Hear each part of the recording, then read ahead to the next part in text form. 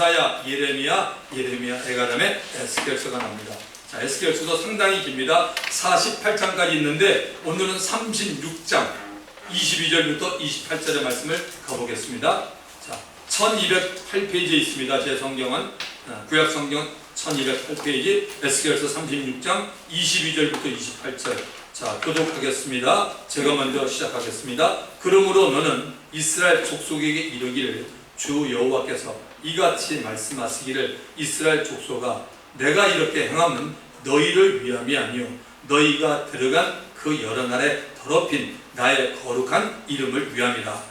여러 나라 가운데에서 더럽혀진 이름을 보고 너희가 그 가운데서 더럽힌 나의 큰 이름을 내가 거룩하게 하겠으라. 내가 그들의 눈앞에서 너희로 말미암아 나의 거룩함을 나타내리니 내가 여호와인 줄을 여러나라 사람이 아니라 주 여호와의 말씀이니라. 내가 너희를 여러 나라 가운데서 인도하여 내고 여러 민족 가운데서 모아 데리고 고국 땅에 들어가서 맑은 물을 너희에게 뿌려서 너희로 정결하게 하되 온 너희 모든 더러운 곳에서 모든 우상에서 너희를 너희를 정결하게 할 것이다. 또 새 영을 너희 속에 두고 새 마음을 너희에게 주되 너희 육신에서 굳은 마음을 제거하고 부드러운 마음을 줄 것이며 또 내 영을 너희 속에 두어 너희로 너희를 변하게 하리니 너희가 나의 길을 지켜할지라. 내가 너희 조상들에게 준 땅에서 너희가 거주하면서 내 백성이 되고 나는 너희 하나님이 되리라. 아멘. 네. 오늘의 말씀의 제목은 하나님의 영과 나의 영. 저와 여러분들 각 사람의 영이 있습니다. 하나님의 영과 나의 영입니다. 사랑하는 성도 여러분, 사람이 사람의 마음을 헤아리고 이해를 정확히 할 수 있다는 것은 결코 쉬운 일은 아닙니다. 사람마다 생각과 삶의 경험이 조금씩 다르기 때문입니다. 사람의 마음을 다 헤아리지 못하는 우리들 인생이 어떻게 육신의 눈에 보이지 않고 귀에 들리지 않는 하나님을 믿음으로 보고 그분의 음성을 들을 수 있겠습니까? 사실 이 문제를 저와 여러분 우리들보다 더 안타깝게 생각하시는 분은 사람을 창조하신 창조주 하나님 아버지이십니다. 이 문제를 풀 수 있는 열쇠는 하나님이 가지고 계십니다. 구약 성경에서 이 문제를 다뤘던 부분이 우리가 보는 오늘 본문의 말씀입니다. 자, 22절을 보십시오. 그러므로 너는 이스라엘 족속에 이르기를 주 여호와께서 이같이 말씀하시기를 이스라엘 족속아 내가 이렇게 행함은 너희를 위함이 아니요 너희가 들어간 그 여러 나라에서 더럽힌 나의 거룩한 이름을 위함이다. 하나님께서 지금 바벨론의 포로로 잡혀와 있는 유다 백성에게 선지자 에스겔을 통하여 말씀합니다. 하나님께서 그들을 다시 본국 예루살렘으로 데리고 가겠다라고 말합니다. 그러나 그 이유는 이스라엘을 위해서가 아니라고 말합니다. 택한 민족이라서 돌봐준다는 것이 아니라는 겁니다. 하나님 자신의 영광을 회복시키기 위해서 포로로 잡혀와 있는 이스라엘 민족을 본국으로 귀환시키겠다는 겁니다. 중요한 것이 뭐죠? 하나님의 영광입니다. 하나님의 영광이라는 것은 하나님 자신이 나타나는 것입니다. 기억하십시오. 하나님의 영광이 뭐냐? 하나님 자신이 나타나는 것입니다. 이 말씀만 여러분이 잘 알아도 성경을 보고 이해하는 데 무지 도움이 됩니다. 다르게 표현하면 하나님의 이름이 존귀 여겨지는 것입니다.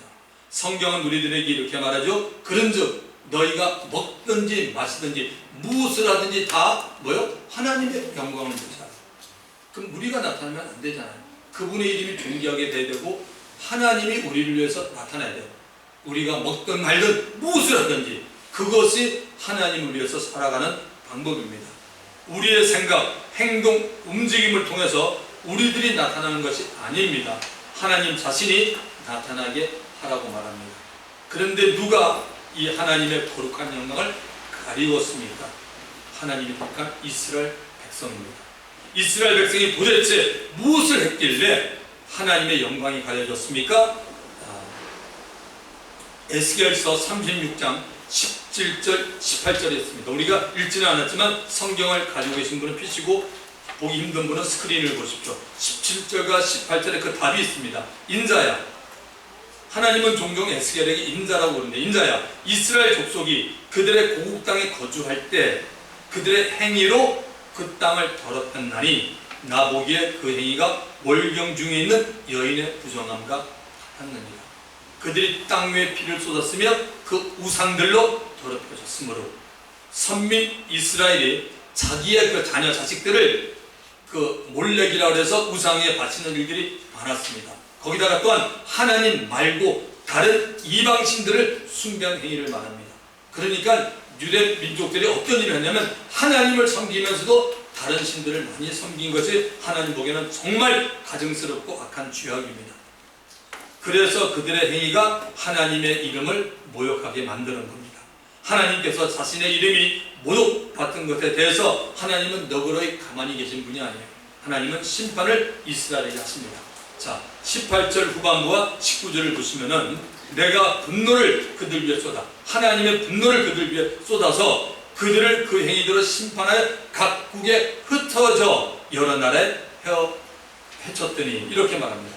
하나님의 말을 안 듣는 자신의 백성들을 이스라엘 나라들로 흩어져 버린 겁니다. 흩어진 곳에서 그 나라의 지배를 받아 살도록 한 것입니다.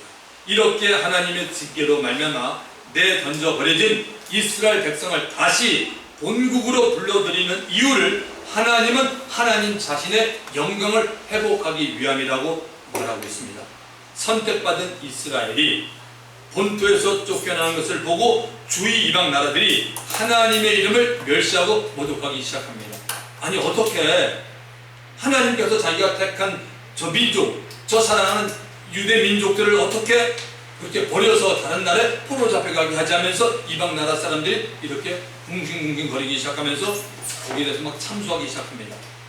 그래서 하나님은 이방 나라 사람들이 모독하는 하나님의 이름에 대한 명예를 회복하기 원합니다. 지금도 하나님은 똑같습니다. 예수 믿는 우리들이 올바른 행동을 하지 못해서 하나님의 이름이 세상 사람들에 의해서 모욕을 받을 때 하나님은 반드시 회복하기를 원합니다. 자, 지금 이제 본문으로 돌아가서 에스겔서 36장 24절을 보시면 내가 너희를 여러 나라 가운데서 인도하여 내고 여러 민족 가운데서 모아들이고 고국 땅에 들어가서, 여기에 놀라운 하나님의 의지가 보입니다. 하나님께서 자신의 이름과 영광을 위해서 하나님의 혹독한 징계로 시리에 빠져 있는 이스라엘 백성을 하나님께서 인도하여 내시고 모아주시고 데리고 본토에 들어가겠다라고 말합니다. 여러분, 이 말씀을 영적으로 풀어보면 이렇게 볼 수 있습니다. 하나님께서 전 세계에 흩어져 있는 하나님의 자녀들, 예수 믿는 사람들이죠. 하나님의 자녀들을 마귀와 악한 영들로부터 건져내 주십니다. 그리고 머지않아 이 땅에는 7년 대환난이 옵니다. 7년 대환난이 오기 전에 모아주십니다. 그리고 그들을 데리고 영원한 나라 천국으로 데리고 가시는 겁니다. 사랑하는 성도 여러분, 마지막이 가까울수록 영적 싸움이 더 치열해집니다. 마귀도 여러분 보통이 아닙니다. 어떻게 하든지 하나님의 택한 자라도 미혹을 시켜서 넘어지게 만들려고 하고 있습니다. 그러나 하나님의 은혜와 사랑과 능력은 마귀가 가지고 있는 것보다 훨씬 더 크고 셉니다. 하나님께서 마지막까지 책임지시고 저와 여러분을 보호해주시고 지켜준다는 사실을 꼭 잊지 마시기 바랍니다. 그렇게 하나님의 은혜로 예수 믿고 거듭난 사람에게는 이스라엘 백성들에게 베풀으신 동일한 돌보심이 있는 것입니다. 자, 25절을 보십시오. 하나님의 이스라엘 백성을 바벨론으로부터 데리고 본토로 들어와서 하실 이력이 기록되어 있네요. 25절, 맑은 물을 너희에게 뿌려서 너희로 정결하게 하되 곧 너희 모든 더러운 곳에서와 모든 우상 숭배에서 너희를 정결하게 할 것입니다. 여기 맑은 물이 무엇입니까? 우리들이 집이나 어디 회사에서 마시는 정수된 물을 말하는 것은 아닙니다. 성경에서 기억하십시오.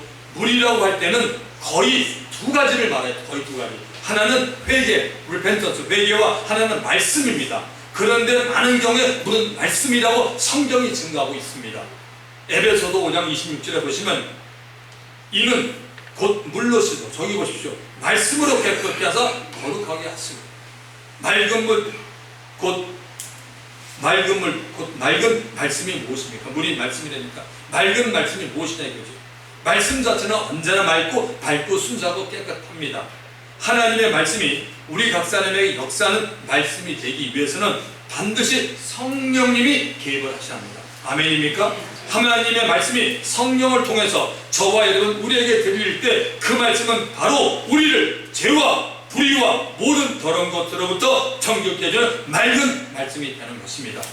26절을 보십시다. 또 새 영을 너희 속에 두고 새 마음을 너희에게 주되 너희 육신에서 굳은 마음을 제거하고 부드러운 마음을 줄 것입니다.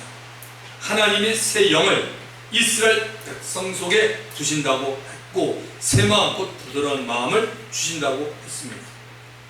이 말이 무슨 뜻입니까? 사람이 거듭나는 것을 말하고 있습니다. 모세 이후로 즉 가나안 땅에 정착해서 살게 되었을 때부터 바벨론의 포로에서 본국으로 지금 귀환하는 날까지를 연대로 따져보면 약 1000년 정도가 됩니다. 그렇게 짧은 세월은 아니었습니다.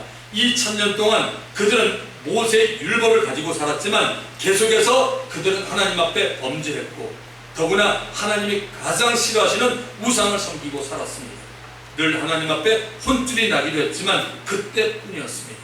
이제 하나님은 율법으로는 이 백성들이 하나님을 사랑하지도 못했고 하나님의 법을 지키지 못함을 이스라엘 역사를 보면서 확인하셨습니다. 하나님은 이스라엘을 포함한 모든 사람들이 하나님을 사랑할 수 있고 하나님의 법, 말씀을 지키면서 살 수 있는 유일한 길을 찾으셨습니다. 그 길은 바로 사람이 거듭나는 것입니다. 거듭나는 것은 각 사람에게 새 영을 주시는 겁니다. 모든 사람에게 영이 있지만 아담의 범죄로 말미암아 전혀 기능을 발휘하지 못하기에 영의 기능이 죽어 있습니다. 이 영의 기능을 하나님께서 말씀을 통하여 살려주는 것이 새 영을 주신다는 겁니다. 이 새 영은 우리의 영이지 성령이 아닙니다. 로마서 8장 16절 저것 한번 잘 보세요. 성령이 친히 우리 영으로 다르잖아요. 성령은 하나님의 영이 친히 우리 영으로 더불어 우리가 하나님의 자녀인 것을 증거하시는 겁니다. 그래서 우리가 신앙생활 할 때 먼저 감정적으로 예수 믿으면 안 돼요. 우리 영혼육이 있는데 여러분 혼적인 거나 육신은 쪽으로 우리가 하나님 자녀 증거 안 했습니다. 성령이 친히 우리 영으로 더불어 우리가 하나님의 자녀인 것을 증거하니까 결국 우리 영의 사람이니까 어떻게 해야죠? 영으로 기도하고 하나님의 말씀이 영을 먹을 때 이 말씀이 오늘 우리들에게 임하는 것을 볼 수가 있는 것입니다. 너무나 중요한 사실이므로 좀 더 이 부분에서 자세히 한번 다뤄보겠습니다. 혹시 여러분 요한복음 3장을 기억하시나요? 어느 날 밤에 니고데모라는 이름을 가진 사람이 예수님을 만나러 찾아옵니다. 이 니고데모는 종교성이 상당히 강했던 바리새인이었고 구약 성경을 가르치는 이스라엘 선생이었습니다. 예수님과 니고데모에 대한 사람의 거듭남에 대한 것이었습니다. 예수님은 지금 우리들이 보고 있는 에스겔서 36장 본문의 말씀을 기억하면서 니고데모와 얘기를 하고 있었던 겁니다. 예수님이 니고데모에게 진실로 내게 보니 사람이 거듭나지 않으면 하나님 나라를 볼 수 없다라고 말합니다. 예수님의 이 말씀을 들은 니고데모는 어떤 반응을 보입니까? 그는 전혀 엉뚱한 말을 합니다. 요한복음 3장 4절 니고데모가 이르되 사람이 늙으면 어떻게 날 수 있습니까? 어떻게 다시 태어나는 거죠. 두 번째 모태에 들어갔다가 날 수 있사옵나이까라는 니고데모의 말을 듣고 예수님이 얼마나 기가 막혔겠습니까? 예수님이 다시 말씀합니다.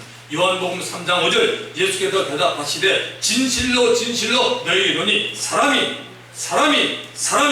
물과 성령으로 나지 아니하면 하나님 나라에 들어갈 수 없다. 여기 사람만 아니면 사람입니다. 여기 짐승인가요? 사람이 물과 성령으로 나지 않으면 하나님 나라에 들어갈 수 없습니다. 계속해서 육으로 난 것은 육이요 성령으로 난 것은 영이라고 말하고 있습니다.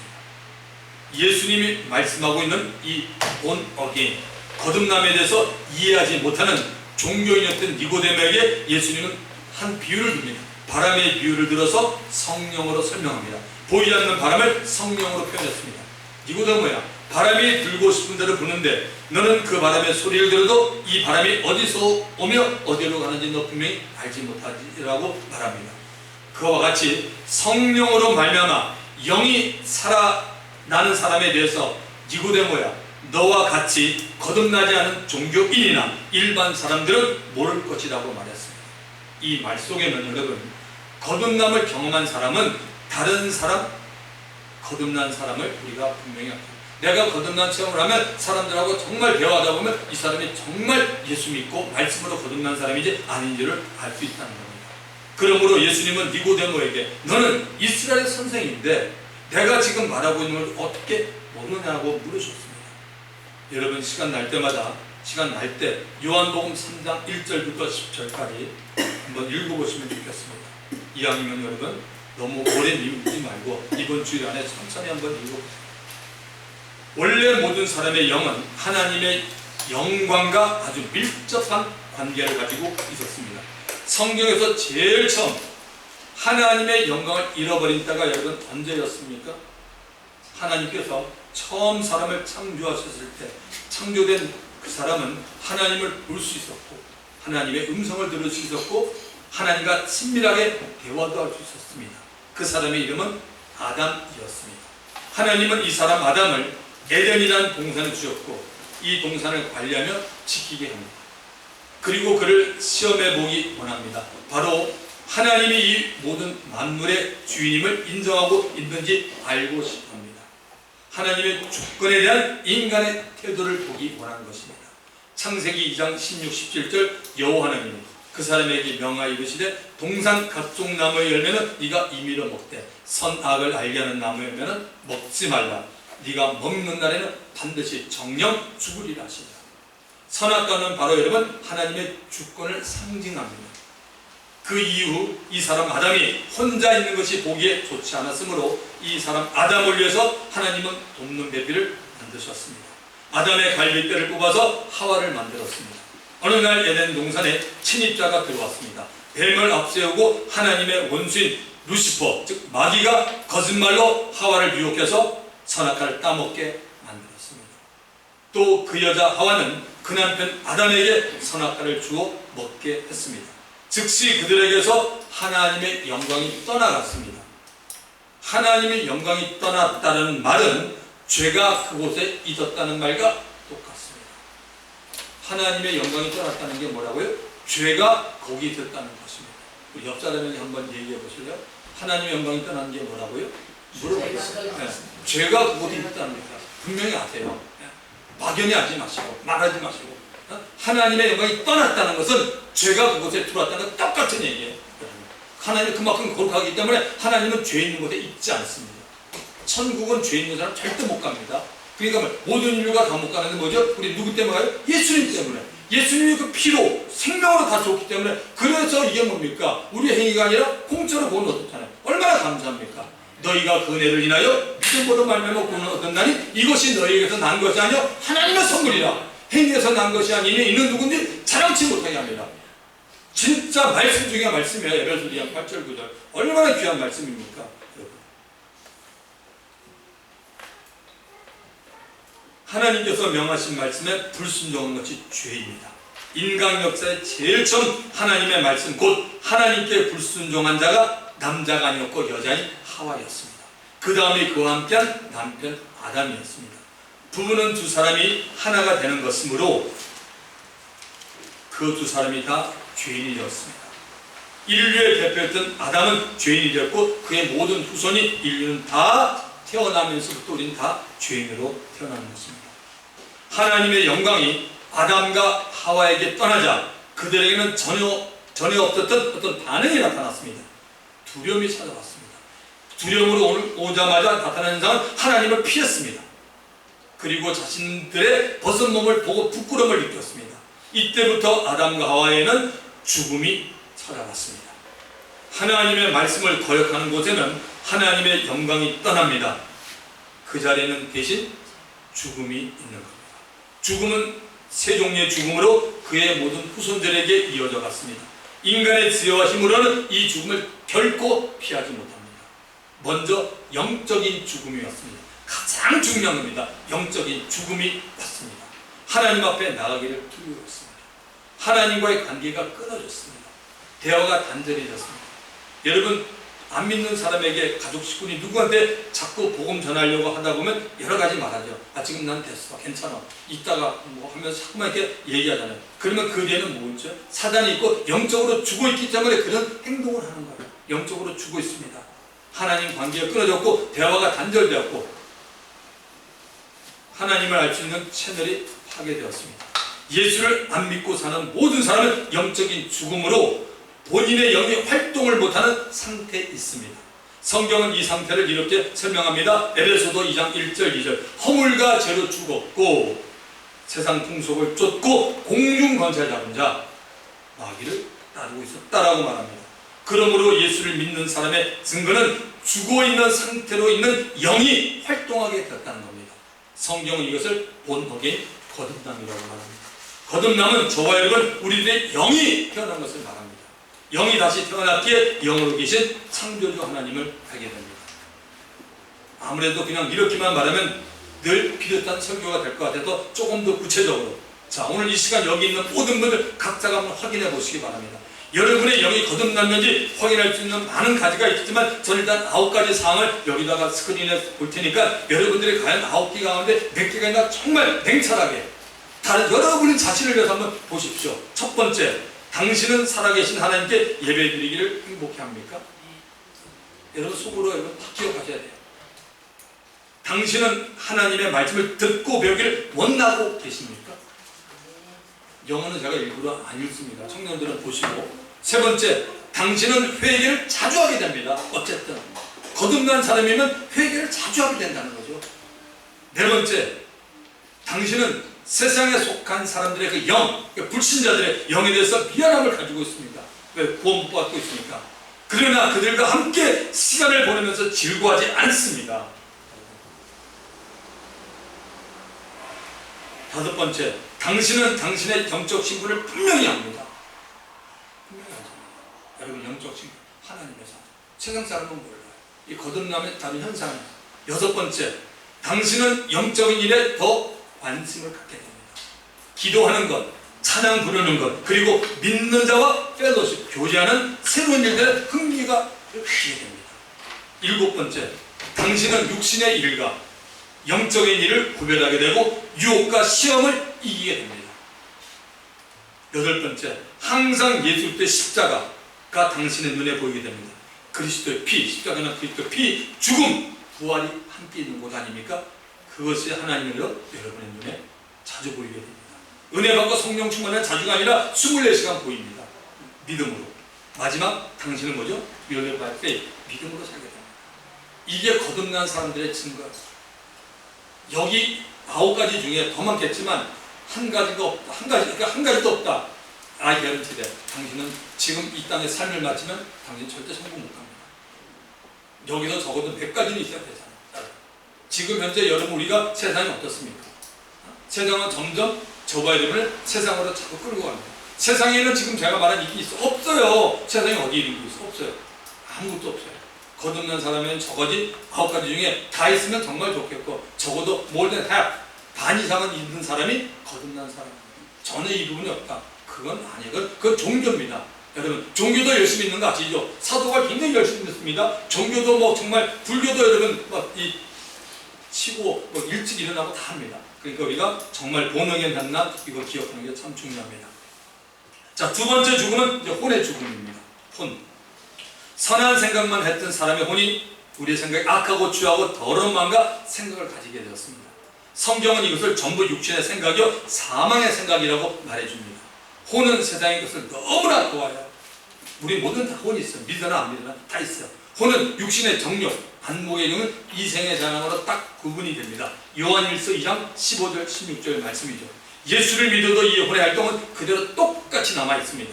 이 혼의 죽음에서 벗어나는 길은 예수 믿고 난 후 하나님의 말씀으로 영적 생명을 날마다 얻어서 그 영의 힘이 우리의 혼을 지휘하는 것입니다.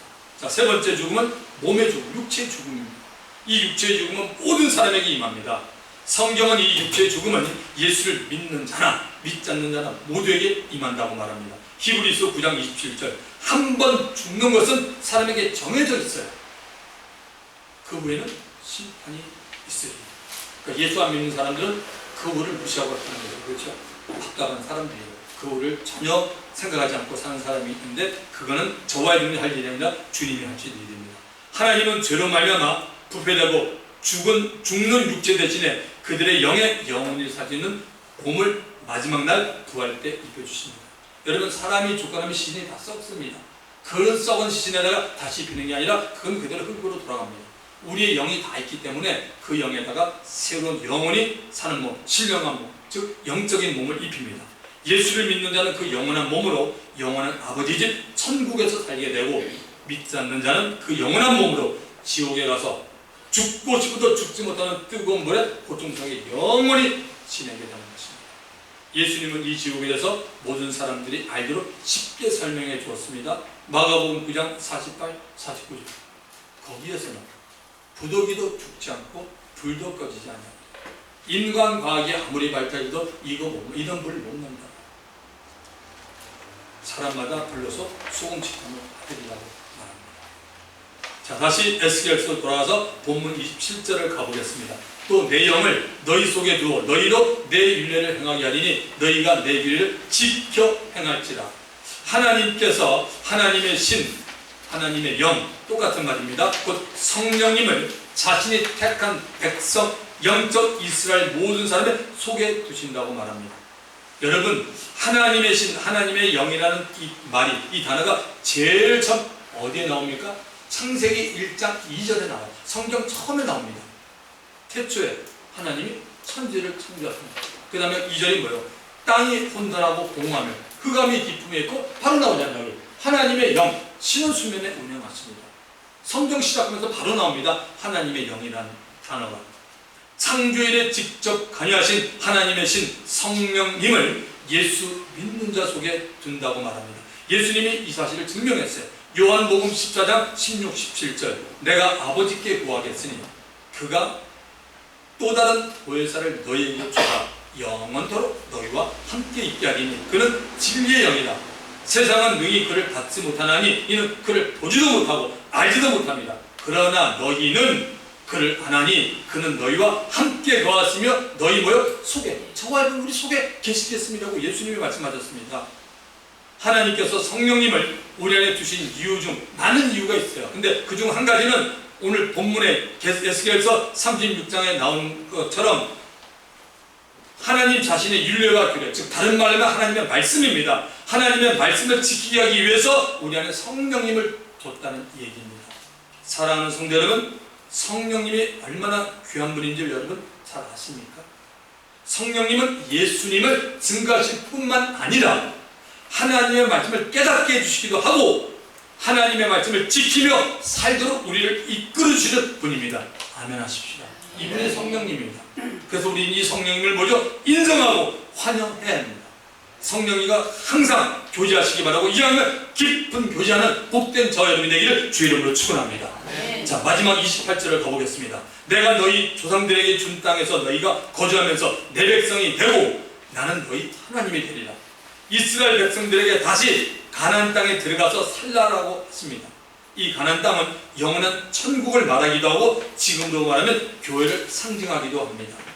성령이 역사하는 살아있는 하나님의 말씀으로 죽었던 영이 거듭나는 사람은 모두가 다 하나님의 백성, 하나님의 자녀가 된다는 말입니다. 베드로전서 1장 23절 너희가 거듭난 것은 썩어질 씨로 된 것이 아니요 썩지 아니할 씨로 된 것이니 살아있고 항상 있는 뭐죠? 하나님의 말씀. 하나님의 말씀으로 누구를 상관하지 않고 말씀으로 우리는 다 거듭나게 되어 있는 겁니다. 그리고 하나님께서 그 거듭난 사람에게 하나님이 되어주신다고 친히 약속하고 있습니다.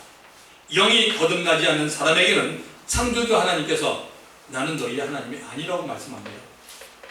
하나님께서는 모든 사람의 죽어있는 영을 살리기 위해서 하나님 자신이 너무나 엄청난 대가를 지불했습니다.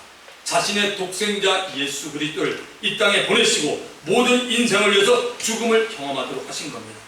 예수님이 이 땅에 오지 않았다면 아무도 거듭날 수 없습니다.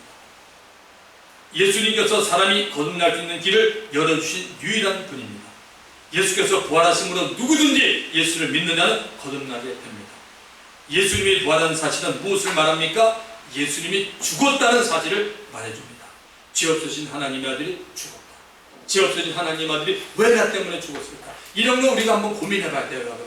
여기에 대한 질문은 우리 예수 믿는 자에게는 아주 당연한 것이고, 믿지 않는 자들도 예수는 안 믿지만 왜 그분이 죽었나? 이거 한번 생각해 볼 문제입니다. 사망의 권세 잡은 자 마귀를 멸하기 위해서 죽음을 경험했습니다. 마귀는 하나님 앞에 합법적으로 모든 사람들, 우리 개개인에 대해서 정죄를 하고 있습니다. 하나님의 거룩한 양심 앞에, 율법 앞에 죄인들은 아무도 살아나지 못하게 됩니다. 이 죄인들을 마귀의 참소로부터 살릴 수 있는 길은 하나님께서 정당하게 마귀가 참소하는 길을 막으셔야 되는 겁니다. 여러분, 하나님은 불법을 행하는 분이 아니에요. 하나님에게는 얼렁뚱땅 있다 없다 절대 없습니다. 완벽하신 분입니다. 정당하게 마귀가 참소, 고자질하는 길을 막는 것은 이 땅, 이 세상에는 없습니다. 하나님께서 죄인을 구하기 위해서 누구인가 피를 흘려야 그 죄를 용서할 수 있는 길을 만들어 놓으셨습니다. 피를 흘린다는 것은 생명을 주는 것을 말합니다. 죄인이 죄인을 위해서 피를 흘려도 그 피는 하나님께 인정받지 못합니다. 죄 없는 사람이 대신 피를 흘려줘야 하는데, 아담 위의 모든 사람은 다 죄의 원죄를 가지고 태어나는 죄인입니다. 하나님께서 이 사람들을 마귀의 손으로부터 구원하시는 일을 사람들과 상의하지 않았습니다. 하나님의 지혜로 인간의 영원한 숙제인 영원한 죽음의 문제를 하나님이 해결했습니다. 할렐루야. 그 죄는 바로 하나님의 아들 예수께서 참 사람이 되셔서 이 땅에 오시는 겁니다. 그리고 하나님의 때가 되어서 예수님 자신이 참혹한 저주의 십자가에 달리는 것입니다. 갈라디아서 3장 13절은 이렇게 말합니다. 그리스도께서 우리를 위하여 저주를 받은 바 되라. 우리를 위해서 저와 여러분을 받아야 될 저주를 받은 바 되사 율법의 저주에서 우리를 속량하셨으니 기록된 바 나무에 달린 자마다. 예수님이 나무에 달렸어요. 저주 아래 있는 자가 했습니다. 고린도전서 1장 18절 십자가의 도가 멸망하는 자들에게는 미련한 것이요 구원을 받은 우리에게는 하나님의 능력이다. 할렐루야. 예수님께서 우리들이 죄값으로 받아야 될 심판과 저주를 대신 받으시고 피 흘려 주심으로 하나님 아버지께 죄사함을 받는 구원의 길을 열어주셨습니다. 마귀가 가장 무서워하는 것이 예수의 피입니다. The blood of Jesus. 예수의 피는 한 번에 흘리신 피지만 예수님이 죽은 자 가운데 보냈기에 예수 그리스도의 피는 살아있는 피요 영원한 효력이 있는 피 때문에 성도들에게는 최고의 무기가 되는 것이고, 마귀가 가장 무서워하는 것은 뭐냐? 예수의 피입니다. 꼭 기억하시기 바랍니다. 예수의 피를 마귀는 가장 무서워합니다. 예수의 피는 모든 죄와 죄악과 범죄, 그리고 마음속에 일어나는 악한 죄도 하나님 아버지 앞에 깨끗하게 하실 수 있는 유일한 능력의 피가 바로 예수의 피입니다. 마귀는 예수의 피 앞에 힘을 제대로 쓰지 못하는 겁니다. 또한 예수의 피가 있는 곳에는 하나님께서 친히 성령을 부어주십니다. 성령의 이름을 부어주십니다. 왜? 예수가 피가 있는 곳이 가장 거룩한 곳이기 때문에 그렇습니다. 하나님께서 오늘 말씀을 통해서 얼마나 자신의 이름을 귀하게 여기고 계십니까? 하나님은 자신의 받을 영광을 다른 우상들이나 피조물들이 취하는 것을 절대로 용납하지 않으십니다. 인간이 에덴에서 잃어버린 영광을 회복하기 위해서 성자 하나님이 직접 사람이 되어 온 겁니다. 그리고 십자가에 매달려 죽기까지 아픔과 고통과 온갖 수치와 모욕을 참으면서까지 우리 죄인들을 사랑해 주셨습니다. 그것이 하나님께 영광이 되기 때문입니다. 이제 하나님은 자신의 영광을 예수 그리스도 안에서 영원히 간직하기 위해서 하나님의 신, 하나님의 성령을 거듭난 하나님 자들 속에 주었습니다. 사랑하는 성도 여러분, 참으로 좋으신 하나님을 영원토록 찬송하시는 저번의 되기를 예수님의 이름으로 축원드립니다. 우리 주여 한번 부르고 동성이랍니다. 주여! 하나님 아버지 감사